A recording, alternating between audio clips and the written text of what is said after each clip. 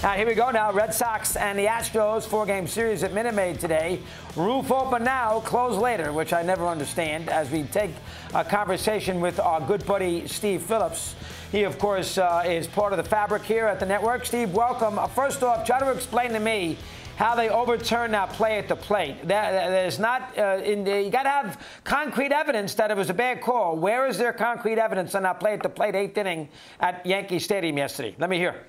Yeah, I think, Chris, this, to the point is that I would love there to be more of an explanation, right? Whether we go to the people in New York who are the ones overturning the call, the ones who are making the decision, to say what they're seeing, to give a further explanation so we're not left sort of wondering, how is it possible that they can overturn a call in that moment, in that situation? It just doesn't make a lot of sense how, we're left wondering with all of this. And I know that this is something they've talked about and maybe make it, the umpires do at least announce the play on it. But the idea that they don't ever give us the full explanation of what's going on is surprising to me. And I guess I would love to be able to see it. Obviously, it impacts games. The other thing that is really amazing to me, now again, is it blocking the plate? Is it the tag on the play? What is the ultimate call here? And again, I look at the play and think, he's blocking home plate in that moment too. And is that not something? Now, the ball came into the line and put him in front of, he's got to be there to be able to catch the ball. But they've been taught that the catcher has to stay inside the baseline, catch the ball, and then move in to block home plate. So there's a lot of questions that come out of it that really would be worthy of explanations. And I hope at some point, they give us those explanations, that they actually allow the umpire or somebody in New York to say, this is what we saw, this is why we made the call that we did. Well, they made two bad calls. If you're going to go by the letter of the law, he did block the plate, and the man is, I thought he was safe alone. I mean, you can't sit there and tell me we got conclusive evidence to say he was out. I think the Chelsea Pier totally blew it. That's me. Now, number two, bigger picture. We know Cashman stays. Yankees finish in last place, which they're probably going to do, 60-64. Everybody in New York is livid over the administration of the team, both GM and manager. Are they going to throw one, you did one day, are they going to throw one of the alligators and get Boone out to satisfy the 50,000 who show up every day? What are they going to do with the manager if this continues? Yeah, Chris, it's interesting. I think Brian Cashman is safe, and Hal Steinbrenner has effectively said as much.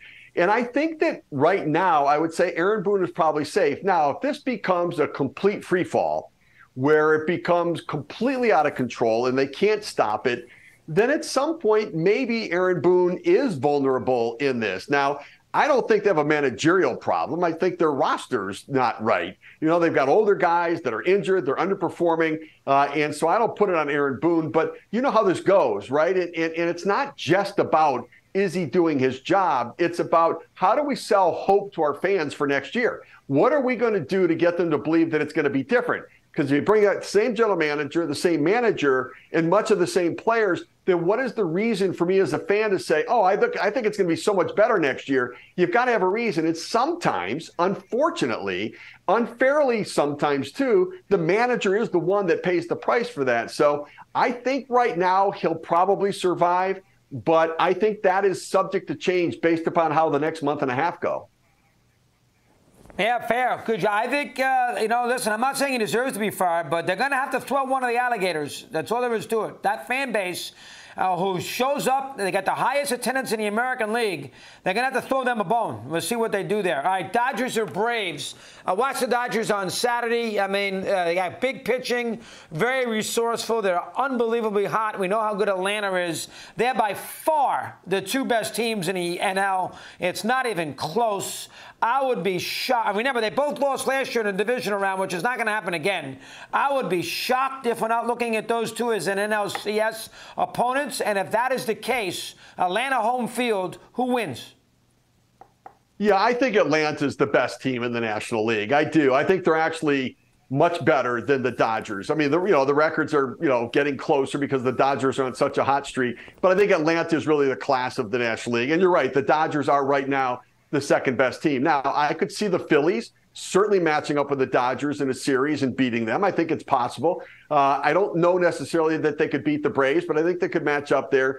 And so But I'm with you. I think these are the two best teams. It's likely they'll match up with each other and determine who goes to the World Series. Atlanta, to me, feels like the better team, and more than a game. I don't think it's a 7-game series. I think it could be a 5-game series. Atlanta's that much better than the Dodgers.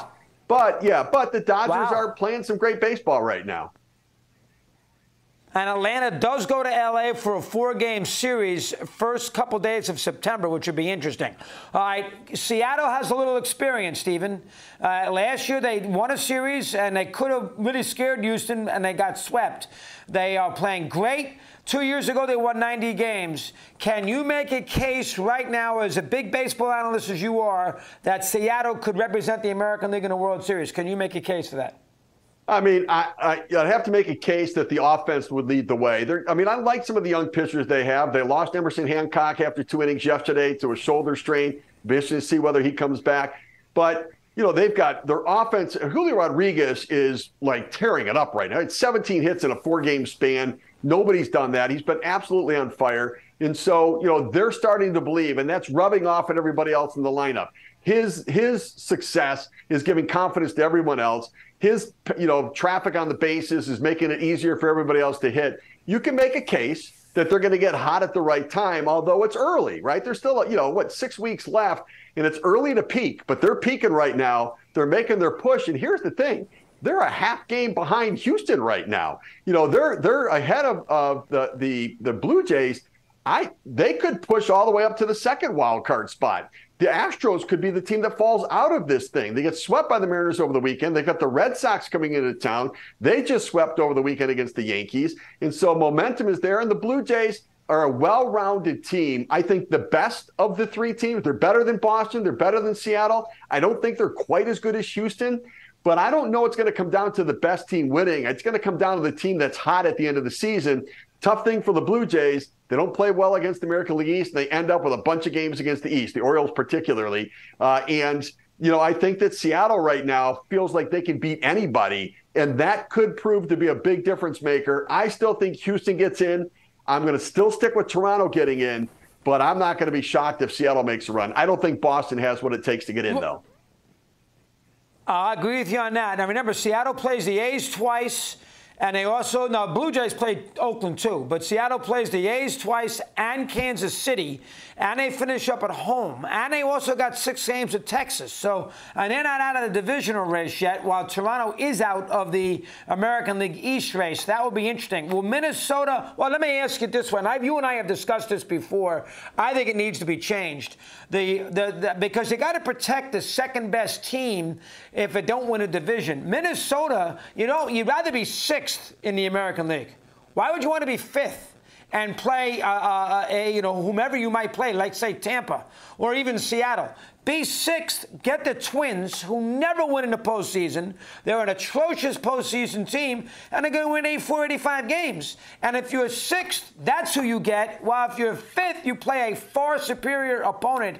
I think since it's now a balanced schedule, they need to seed them 1 through 6 based on record and not automatically give a divisional winner a 3 seed. What's your take with that? Let me hear. Yeah, I'm with you on that, too. I think that now here's the thing. I would give the top 2 division winners the bye. I'd be okay with that. But I think you have to, after that, with the 3rd division winner and the wild card teams, I think you have to reseed. I think you have to base it upon their record and their winning percentage. And so I'm with you on it. There should not be an advantage to have fewer wins, right? That shouldn't be an advantage. That's not what we're in this for. It's about competition. It's about being the best. It's about playing it out to the end. The idea that you're going to gain an advantage to be the 3rd wild card team versus the 2nd wild card team doesn't feel right. So I'm 100% with you. I'd love to see them at some point reseed that wild card round to make sure that we've got the best record against the worst record and the 2 middle teams playing against one another. And my guess is maybe after this year, that'll be something that they reconsider.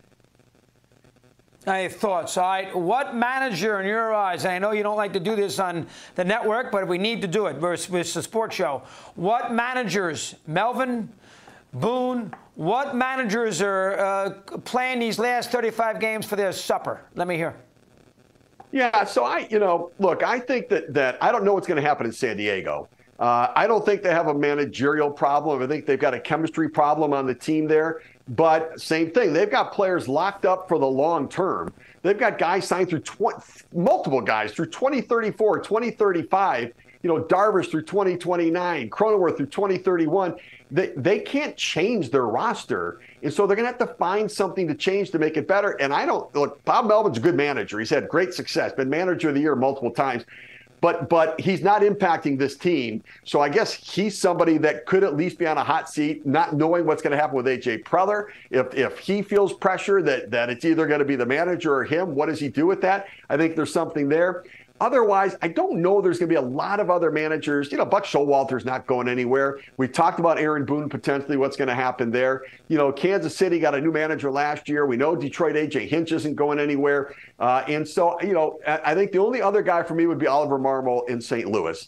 There's been enough stuff that feels like they haven't managed situations properly. Wilson Contreras, Tyler O'Neill, and the collapse of the team that at least makes you wonder whether it's the right thing. Now, the question mark for the front office is you changed managers a couple years ago with Mike Schilt. Now you might do it again. And what does that mean for where you are in ownership's eyes? But I think that Marmol and Bob Melvin might be the two guys that at least teams are going to have to answer the questions or have some discussion internally about. Always a pleasure, Steve. Nobody's better than you. Thanks for a few minutes. Keep it going. Appreciate you coming up. Thanks, Chris. Appreciate it, buddy.